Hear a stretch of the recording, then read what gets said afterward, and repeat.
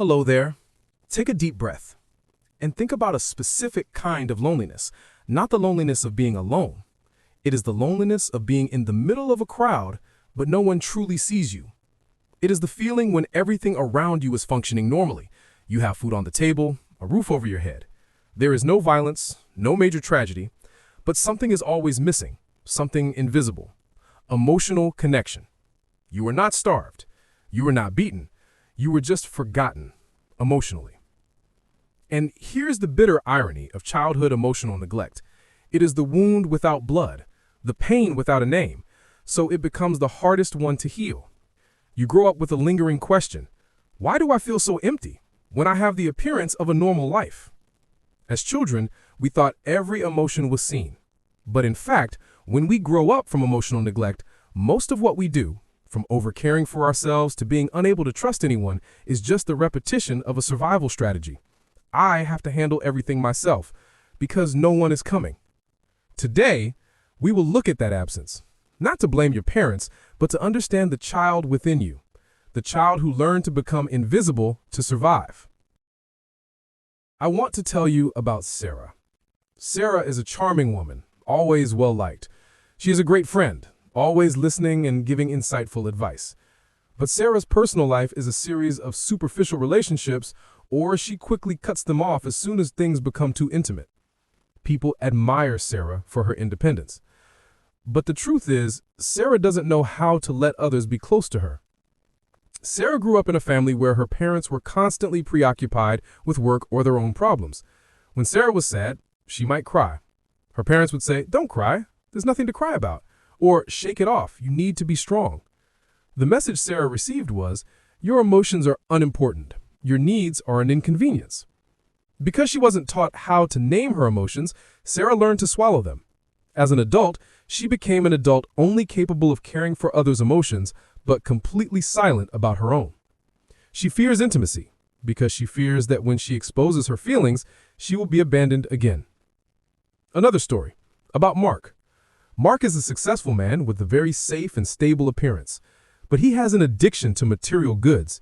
He constantly shops, stockpiles things, upgrades everything. People call Mark a typical consumer. But for Mark, material possessions provide the comfort he never received from people. Mark grew up in a family where all material needs were met, but there was no emotional warmth. When Mark wanted his mother to hug him, she would give him a new toy. Mark's brain learned a painful lesson. Comfort comes from objects, not people. Objects are reliable.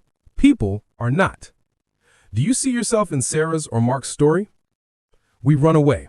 We avoid. We repeat. We look for substitutes for love. But why does emotional neglect create such a deep wound? To understand emotional neglect, we have to understand the most basic need of a child, the need for mirroring.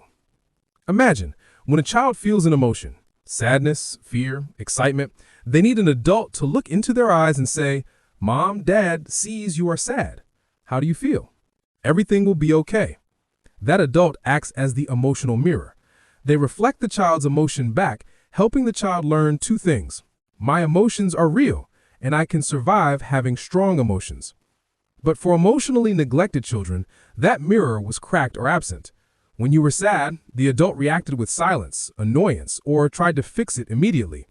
The message you received was not "I see you," but "your emotions are a problem."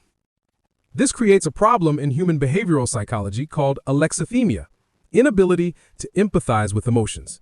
You didn't learn how to name emotions. You only learn how to feel discomfort. You know you are uncomfortable, but you don't know if it's anger, sadness, or fear. Your brain, like a loyal guard dog, decided that the best way to survive is to disconnect from all emotions. Better to live in emotional numbness than to endure feelings you don't know how to handle. And this is where the loneliness becomes permanent.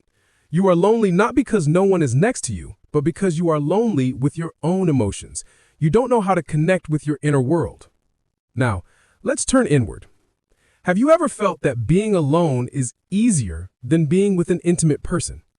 That is because emotional neglect taught you that intimacy is the most dangerous place.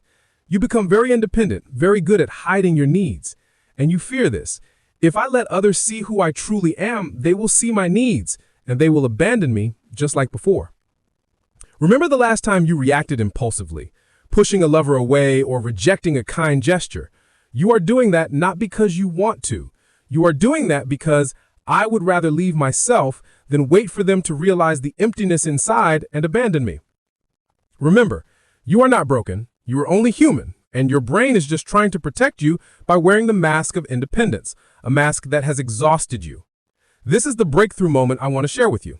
We try to look for love, acceptance, connection, but we are always stuck in a cycle of destruction. You are not truly afraid of being abandoned by others. You are afraid of discovering the truth that you abandoned yourself as a child and you haven't stopped doing it since. Emotional neglect taught you that your feelings don't matter, and you agreed with that lesson. You abandoned yourself by being silent about your needs.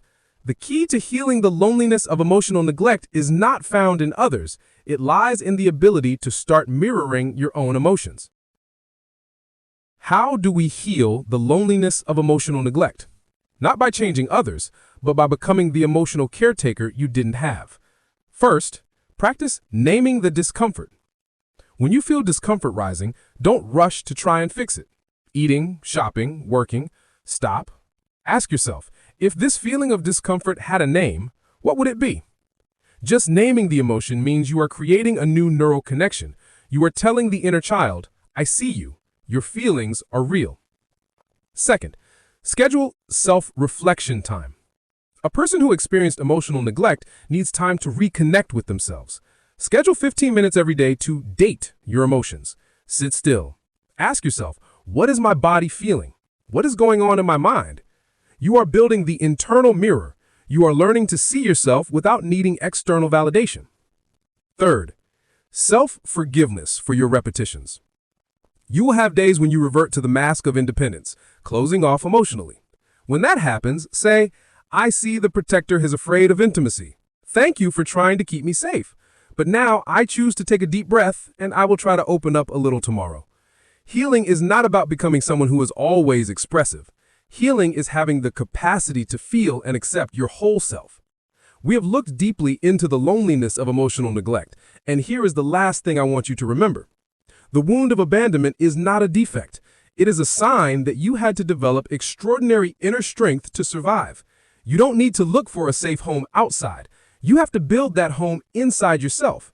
And perhaps the purpose of understanding human behavioral psychology is not to fix someone, but to realize that we never needed to be perfect to be accepted, just awake enough to open up to ourselves and end the cycle of self-abandonment.